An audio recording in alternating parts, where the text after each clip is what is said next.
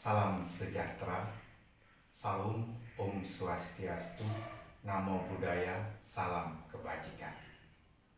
Bapak Ibu yang berbahagia, dan pada kesempatan yang baik ini saya akan menyampaikan strategi pembelajaran penyusunan rencana kerja anggaran pelayanan publik dalam pelatihan kepemimpinan pengawas.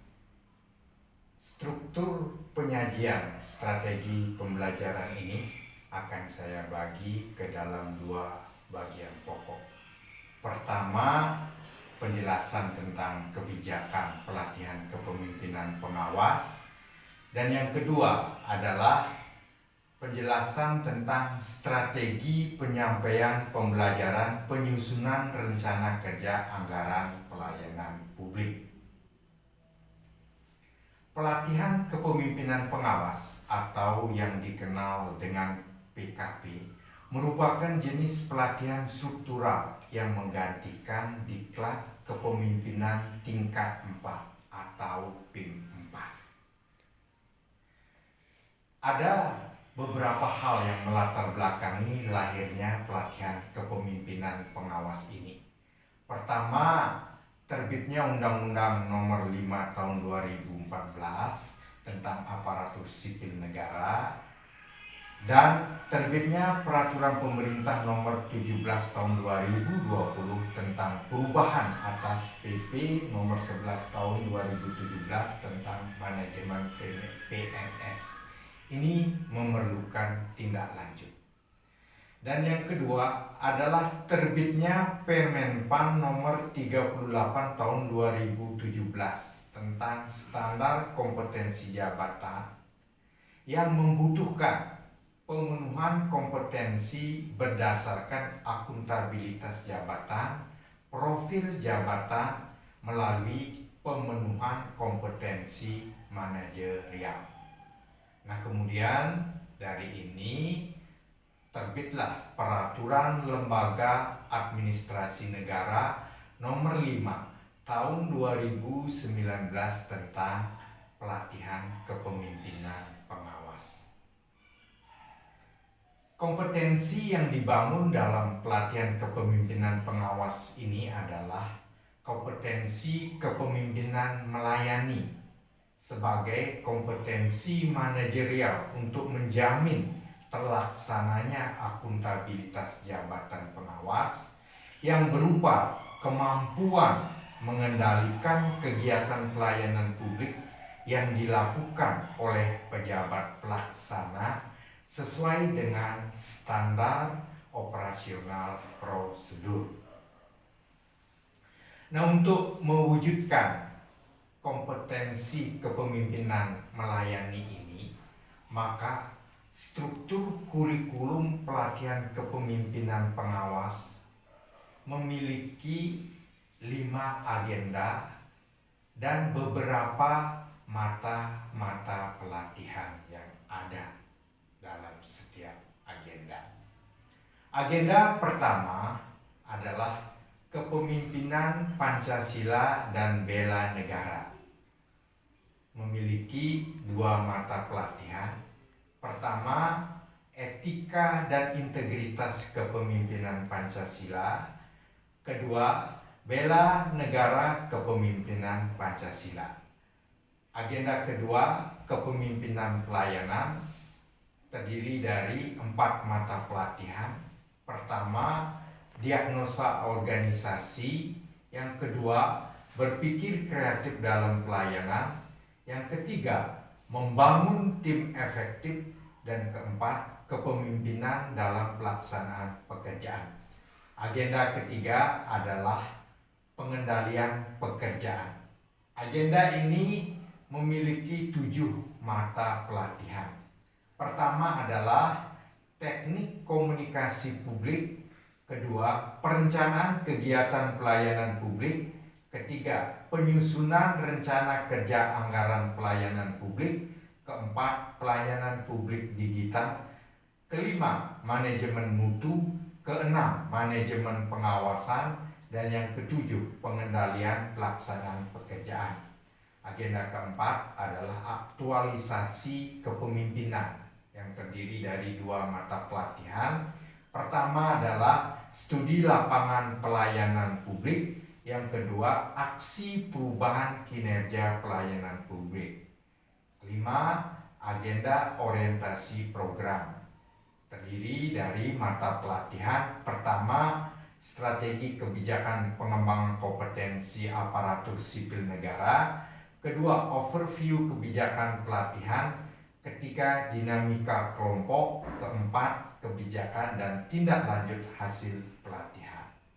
Dari 5 agenda pelatihan ini, saya berminat untuk menyampaikan pada agenda ketiga yang berkaitan dengan mata pelatihan penyusunan rencana kerja anggaran pelayanan publik.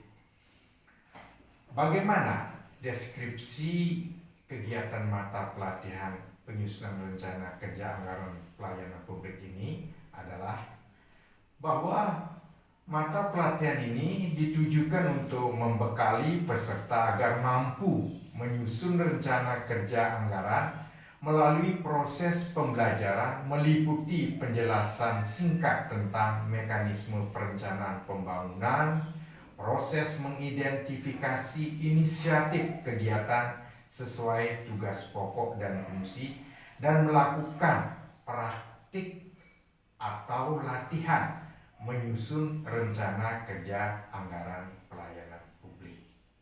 Dari deskripsi singkat ini, hasil belajar yang diharapkan nanti kepada peserta adalah setelah mengikuti pembelajaran mata pelatihan ini, peserta diharapkan mampu menyusun rencana kerja anggaran pelayanan publik. Nah, bagaimana indikator hasil belajarnya? Pertama, peserta diharapkan dapat menjelaskan mekanisme perencanaan pembangunan. Yang kedua, peserta dapat mengidentifikasi inisiatif kegiatan baru sesuai dengan tugas pokok dan fungsi. Dan yang ketiga, peserta dapat menyusun rencana kerja anggaran pelayanan publik. Nah, materi pokok dan submateri pokok di dalam mata pelatihan ini terdiri dari 3 materi pokok dan beberapa submateri pokok. Materi pokok yang pertama berkaitan dengan perencanaan pembangunan nasional, terdiri dari submateri pokok perencanaan pembangunan nasional, sistem perencanaan pembangunan nasional dan daerah, integrasi perencanaan pembangunan nasional dan daerah, proses perencanaan, dan konsepsi penganggaran. Sedangkan pada materi pokok yang kedua membahas tentang mekanisme penyusunan APBN dan APBD yang terdiri dari submateri pokok. Pertama, pentingnya penyusunan rencana kerja anggaran. Yang kedua, mekanisme penyusunan APBN. Dan yang ketiga, mekanisme penyusunan APBD. Materi pokok ketiga membahas tentang penyusunan rencana kerja anggaran pelayanan publik yang terdiri dari 2 submateri pokok. Pertama, penyusunan rencana kerja anggaran kementerian atau lembaga. Yang kedua, penyusunan rencana kerja anggaran satuan kerja perangkat daerah. Saya akan membelajarkan materi ini dengan struktur pembelajaran sebagai berikut. Akan saya bagi ke dalam 3 tahapan pembelajaran. Pertama, tahap pendahuluan, kedua tahap penyajian, dan yang ketiga tahap penutupan. Secara rinci, hal ini dapat saya sampaikan sebagai berikut. Pada tahap pendahuluan, kegiatan yang akan saya lakukan adalah memberi salam pembuka atau menyapa peserta, kemudian memperkenalkan diri, menciptakan suasana kelas yang kondusif, dan menyampaikan tujuan pembelajaran. Nah, metode yang akan saya sampaikan adalah ceramah, tanya jawab, bernyanyi, dan saya akan mencoba untuk menyampaikan yel-yel dan mas lagu BPSDMD Provinsi Nusa Tenggara Barat, Insan Berpikir. Nah, alokasi waktu yang saya berikan untuk pendahuluan ini sekitar 15 menit pembelajaran dari 9 jam pembelajaran atau 405 menit. Pada tahapan kedua, tahapan penyajian ini terdiri dari penyajian pertama.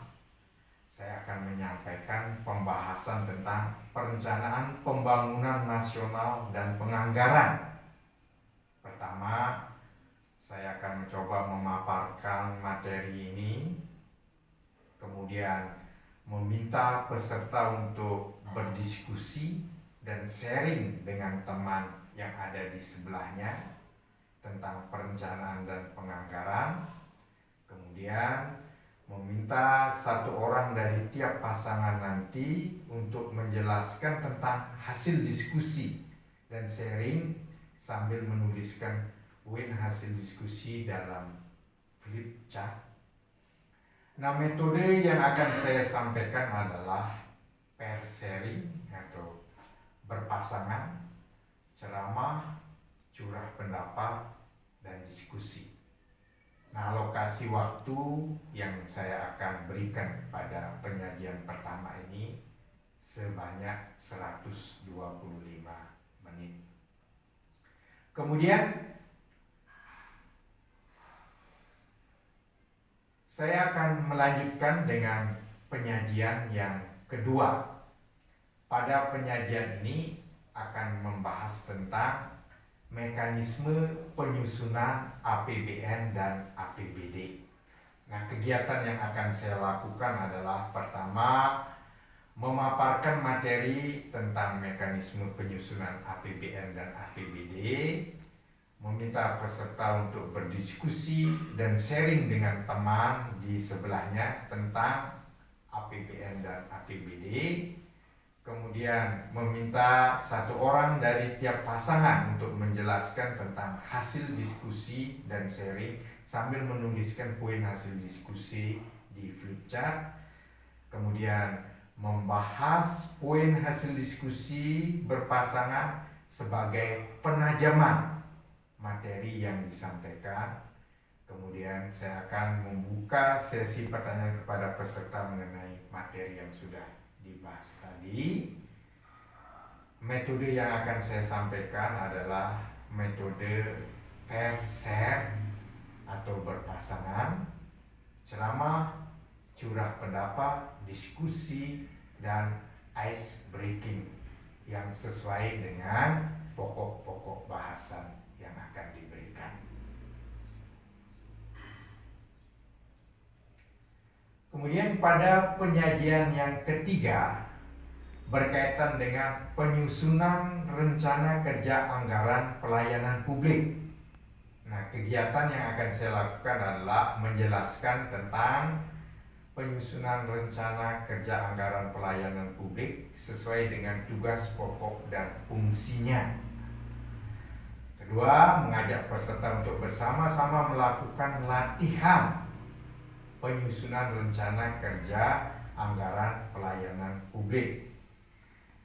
Nah, kegiatan ini akan saya lakukan dengan metode ceramah, tanya jawab, telaah modul, curah pendapat, latihan menyusun rencana kerja anggaran pelayanan publik, dan diselipkan beberapa icebreaker atau games yang berkaitan dengan pokok bahasa. Alokasi waktu yang saya berikan untuk penyajian yang ketiga ini adalah sebanyak 125 menit. Kemudian kegiatan yang ketiga adalah pada tahap penutupan.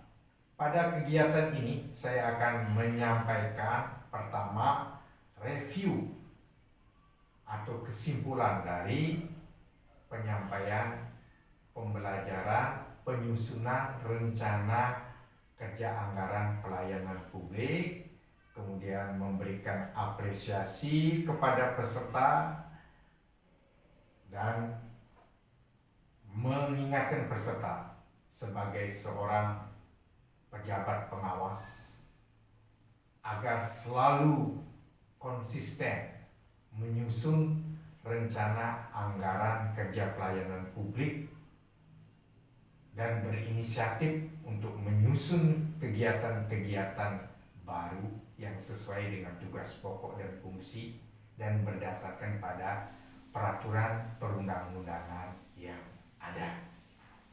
Nah, pada setiap akhir pokok bahasan, saya akan mengevaluasi peserta dengan memberikan pertanyaan lisan tentang definisi yang berkaitan dengan perencanaan pembangunan, tentang sistem APBN dan APBD, tentang integrasi perencanaan pembangunan, tentang proses pendekatan perencanaan, dan tentang anggaran berbasis kinerja.